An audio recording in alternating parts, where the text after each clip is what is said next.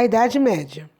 Por causa das guerras, das invasões territoriais e do predomínio da Igreja, de modo geral, o período histórico conhecido como Idade Média está associado à ideia de violência ou atraso. Mas esta associação é equivocada.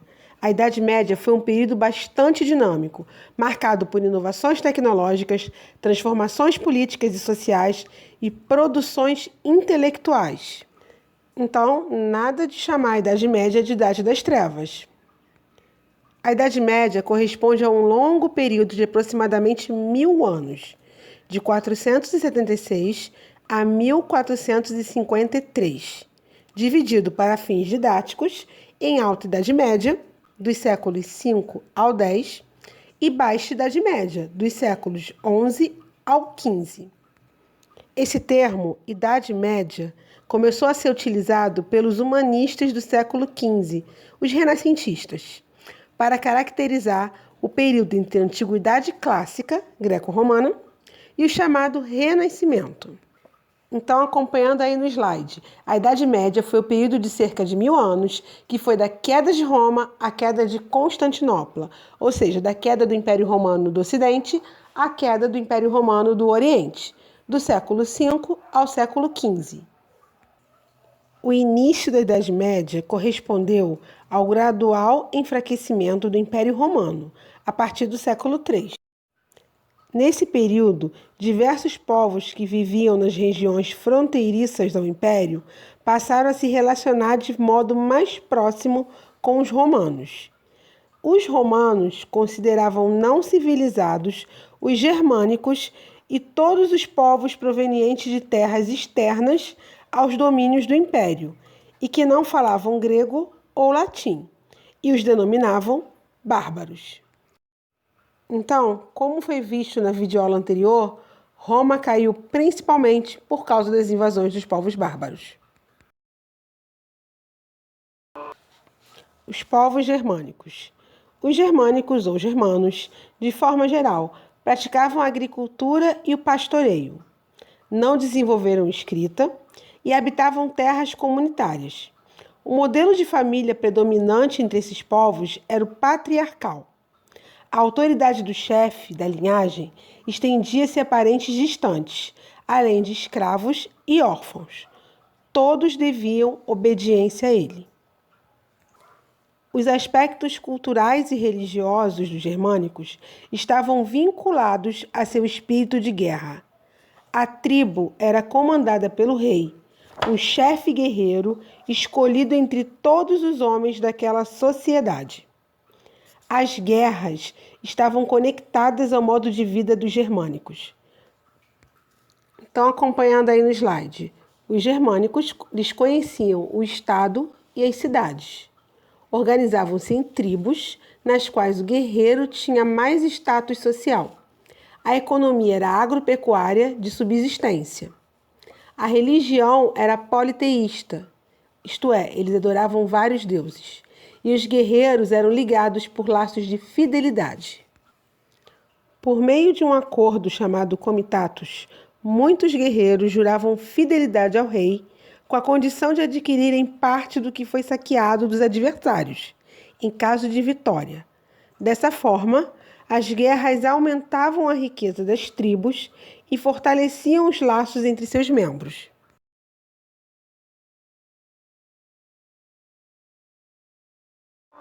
As invasões dos bárbaros provocaram o colapso do estilo de vida romano, levando à ruralização e fragmentação do poder político, principais características do feudalismo.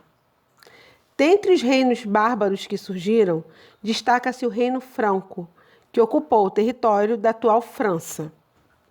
O rei principal dos francos, da dinastia carolíngia, foi Carlos Magno, que tentou reconquistar as terras do antigo Império Romano do Ocidente e, através da Renascença carolíngia, investiu na educação dos nobres para capacitá-los para administrar o seu império. O Reino Franco possuiu duas dinastias de reis. A dinastia Merovingia, que foi iniciada com Clovis, primeiro rei dos francos, e terminou com Carlos Martel, e a dinastia carolíngia, que se iniciou com Pepino o Breve, filho de Carlos Martel, e teve como principal rei, como já foi dito, Carlos Magno. Clovis, o primeiro rei dos francos, converteu-se ao cristianismo, e isso explica o apoio da igreja a esse reino. Os francos expandiram seu território desde a dinastia merovingia e, como já foi dito, contavam com o apoio da igreja. Durante o reinado de Pepino o Breve, esse apoio da igreja aos carolíngios resultou na doação de Pepino. Nesse episódio, o rei franco cedeu os territórios conquistados na Península Itálica ao Papa, que criou os Estados Pontifícios em 756. As famosas terras da igreja vêm desse período.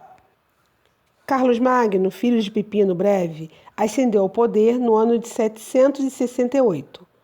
Guerreiro, deu continuidade ao processo expansionista franco, conquistando territórios até as proximidades do rio Elba, no norte da Península Itálica, ocupado pelos lombardos, povo bárbaro que havia se estabelecido ali no século VI.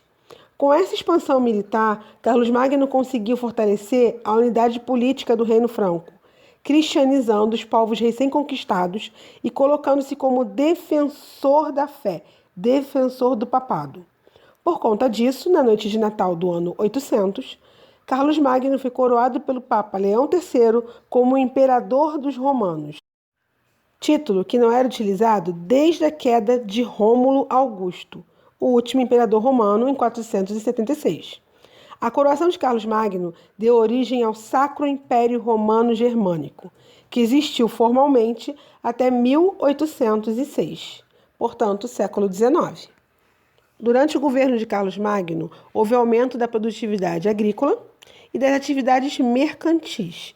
Ocorreu também nesse período o chamado Renascimento Carolíngio ou Renascença Carolíngia, com incentivo e o desenvolvimento de atividades educacionais e culturais, como o estabelecimento de escolas para os filhos dos nobres, conhecidas como escolas palatinas, e o crescimento da atividade intelectual nos mosteiros.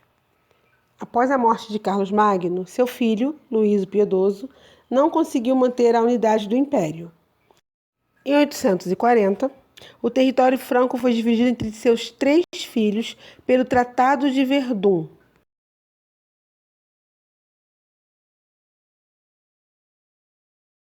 Na imagem, Carlos Magno durante a sua coroação.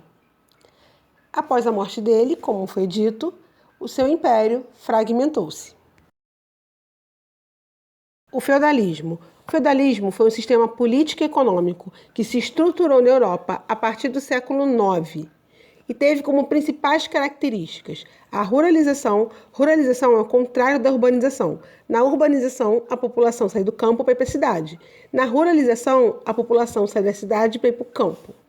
A fragmentação política, ou seja, não havia unidade política, não havia centralização. O poder político se dividiu. A sucerania e vassalagem se originou dos costumes germânicos.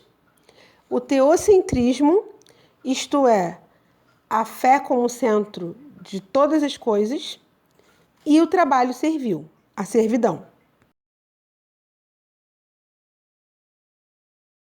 O feudalismo resultou da junção, isto é, da união da cultura romana, como, por exemplo, o latim, língua dos romanos, e o cristianismo, religião que havia se tornado religião oficial do Império Romano, pelo Edito de Milão, com a cultura germânica, o comitatus, isto é, essa fidelidade entre os nobres, e o beneficium, o costume de dar terras em troca dessa fidelidade.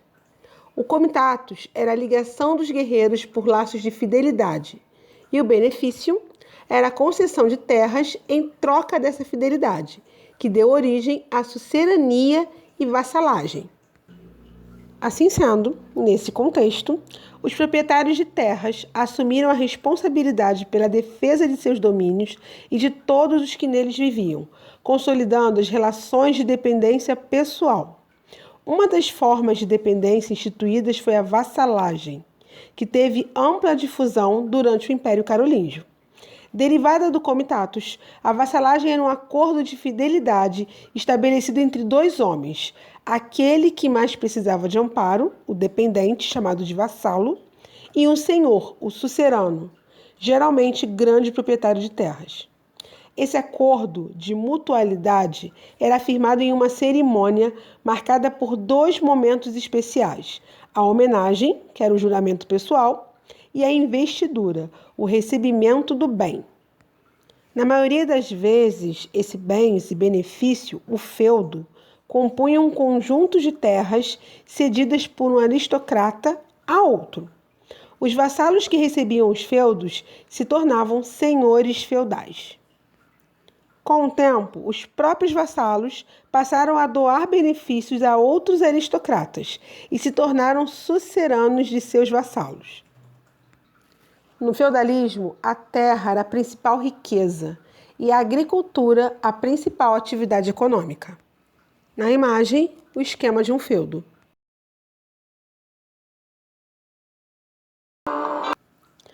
A sociedade feudal.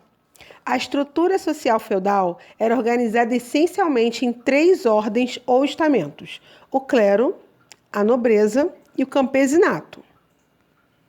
Havia uma rigidez na hierarquia social, cujos valores e práticas eram em grande parte regulados pela Igreja. Os membros do clero legitimavam essa organização, afirmando que as pessoas deviam desempenhar suas funções em obediência à vontade de Deus. Assim, a hierarquia era determinada pelo nascimento, com praticamente nenhuma chance de ascensão ou mobilidade social. Em outras palavras, a pessoa nascia e morria no mesmo estamento. Então, acompanhando no slide, a sociedade feudal era formada pelo clero, isto é, os membros da igreja, pela nobreza, que eram os cavaleiros, os senhores feudais, e os servos, que eram os camponeses.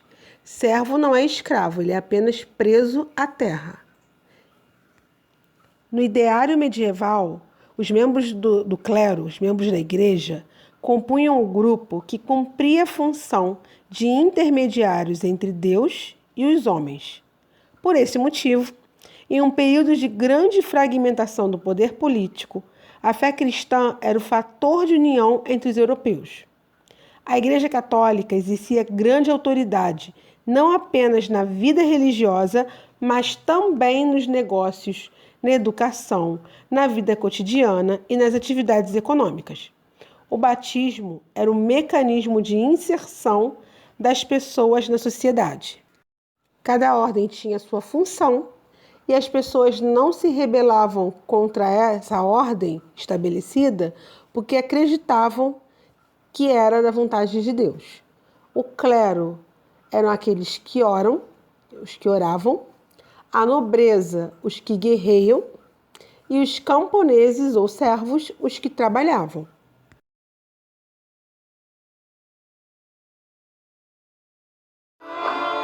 A igreja era a principal instituição da época, além de maior senhora feudal, isso porque 1/3 das terras de cada feudo deveria ser dela. Em uma sociedade instável, marcada pelas guerras, pela descentralização política, a igreja possuía, no imaginário medieval, a estabilidade das coisas eternas, sendo ela a responsável pela formação cultural desta sociedade.